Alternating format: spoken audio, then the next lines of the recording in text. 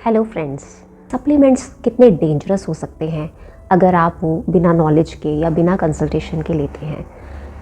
अभी हाल ही की बात है कि हमारे नोन में एक बुज़ुर्ग की डेथ हुई। तो जब मैंने पूछताछ की कि क्या हुआ था, तो उन्होंने बताया कि बस मॉर्निंग में रोज़ की तरह हल्दी का पानी ले रहे थे और अचानक से हाथ से ग्लास छूटा एंड ही पास्ड अवे। तो ज़्यादा पूछताछ जब मैंने की तो पता लगा कि वो डायबिटिक भी थे और एंटी डायबिटिक ड्रग्स पे थे। तो काफ़ी हद तक समझ तो आ ही गया कि डेथ का रीज़न क्या रहा होगा।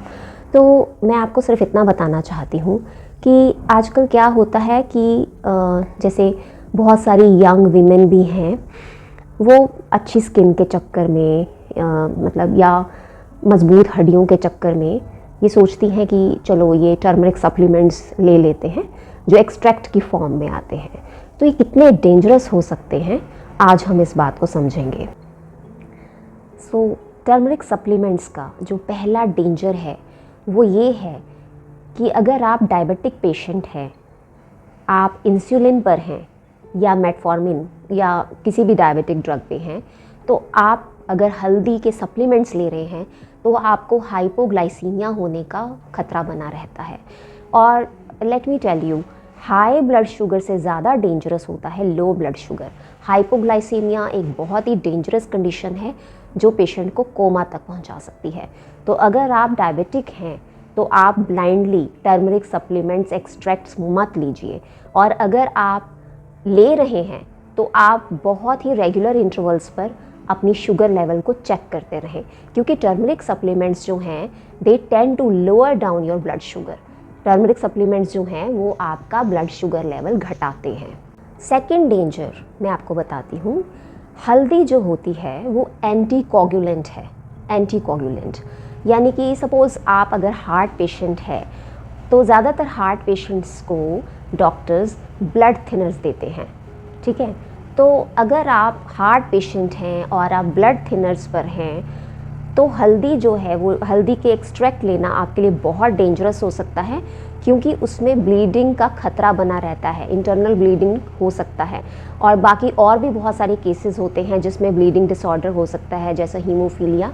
तो अगर आप हार्ट पेशेंट हैं और आप ब्लड थिनर पर हैं तो टर्मरिक सप्लीमेंट्स बिल्कुल भी मत लीजिए, बहुत डेंजरस हो सकते हैं। तीसरा जो डेंजर है टर्मरिक सप्लीमेंट्स का, कुछ यंग वीमेन जो हैं वो अपने पिंपल्स एक्ने के लिए कई सुन लेती हैं कि अगर हम हल्दी लेंगी तो we will get clear skin, तो उस चक्कर में वो लेना शुरू कर देती हैं। जो टर्मरिक सप्लीमेंट्स हैं ये आपका मिस कैरेज करा सकते हैं, और ये मतलब क्योंकि ये ब्लीडिंग डिसऑर्डर भी कर सकते हैं, आपका खून पतला करते हैं, एंटी कोगुलेंट हैं जैसे मैंने बताया उस तरह से। इफ़ यू आर प्रेग्नेंट हैं तो कभी भी टर्मरिक सप्लीमेंट्स मत लीजिए, क्योंकि ये मिस कैरेज इंड्यूस कर सकते हैं। अगला पॉइंट जो मैं बोलूँगी वो ये है कि अगर आपके किडनी में या गॉल ब्लैडर में स्टोन है या स्टोन बनने की टेंडेंसी है तो आप टर्मरिक सप्लीमेंट्स बिल्कुल मत लीजिए, क्योंकि स्टोन क्या है, वो कैल्शियम ऑक्सलेट का बनता है और हल्दी में ऑक्सलेट की मात्रा बहुत ज़्यादा होती है। तो अगर आपके किडनी में स्टोन है, गॉल ब्लैडर में स्टोन है, या फिर ऑब्स्ट्रक्शन है बाइल डक्ट में अगर ऑब्स्ट्रक्शन होगी और आप हल्दी ले रहे होंगे तो हल्दी क्या करेगी, वो बाइल को बढ़ाएगी, बाइल की सिक्रीशन को इंक्रीज़ करेगी, और उससे अगर आपके बाइल ऑलरेडी इन्फ्लेमेटरी है, वहाँ पर स्वेलिंग है, तो उसकी स्वेलिंग और पेन और ज़्यादा बढ़ेगी। तो इस केस में आप बिल्कुल भी हल्दी मत लीजिए।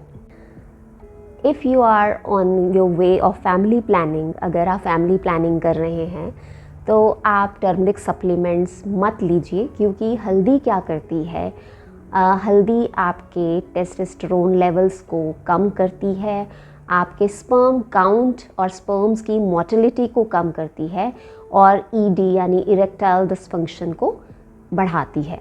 तो हल्दी आप मत लीजिए, टर्मरिक सप्लीमेंट्स मत लीजिए अगर आप फैमिली प्लानिंग कर रहे हैं। अगर आप अनीमिया के पेशेंट हैं ऑलरेडी, हल्दी क्या करती है, आपकी आयरन की एब्जॉर्प्शन को ब्लॉक करती है और आपका HB कम होने की संभावना बनी रहती है।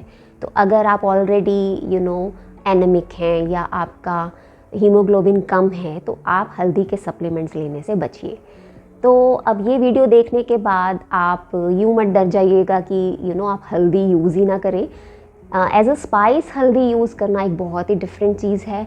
आप अपनी दाल सब्जी में हल्दी डालिए, उसमें कोई प्रॉब्लम नहीं है, क्योंकि हल्दी वैसे ही बहुत मुश्किल होती है, मतलब थोड़ी सी क्वांटिटी में एब्जॉर्ब होती है बॉडी में, जो फ़ायदा ही करती है, नुकसान नहीं करती है।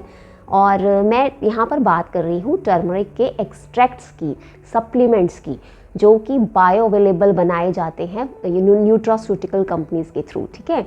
तो आप इन केसेस में सप्लीमेंट्स लेने से बचिए। और इसके अलावा जब भी आपको कोई भी सप्लीमेंट लेना हो तो आप हमेशा अपने डाइटिशियन या डॉक्टर की सलाह लीजिए। और आई होप आपको ये वीडियो आपके लिए बहुत हेल्पफुल हो।